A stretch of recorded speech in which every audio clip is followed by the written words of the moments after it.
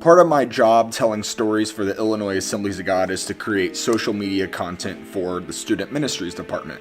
And the major event that's been going on in this area of my work is the thing called the Reach Tour. The whole point of the Reach Tour is to go around the state of Illinois, hanging out with different youth groups and challenging the teenagers to both be on mission and give to missions, spreading the gospel here in their local communities and their schools and their neighborhoods, while also giving financially to empower missionaries so that they can spread the gospel to countries all over the place, right? And I fully support this mission. Obviously, it's critical to being a Christian. It's critical to being the church. But as I'm creating videos and graphics and social media content, I can't help but feel like a hypocrite.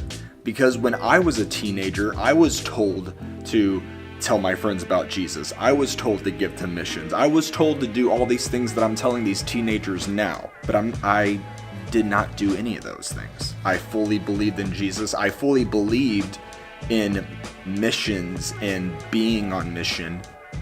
But my actions didn't follow up with that belief.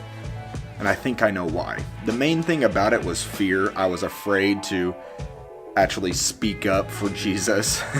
I didn't really have that many non-Christian friends in high school. I mainly hung out with my own youth group. I never left the comfort zone of hanging out with kids in my youth group, so I never had anybody to witness to. And at the same time, I wasn't giving to missions either. I never had a job growing up. I never mowed lawns or made videos or did anything to make money. I never earned any of the money that I gave to missions, and I always shot for the lowest goal possible. It was always like $100, and that was it. The main thing I would blame that on would probably be laziness. I just didn't feel like putting in the work. I would have rather watched YouTube videos and play video games with my friends than get a job to make money so I can give that to missions and help people spread the gospel all around the world. I never had a rebellious past. I never stopped believing in Jesus. I never did all the stereotypical bad things like drugs or drinking or whatever. But the critical mistake I made growing up was being a boring Christian. And for anybody that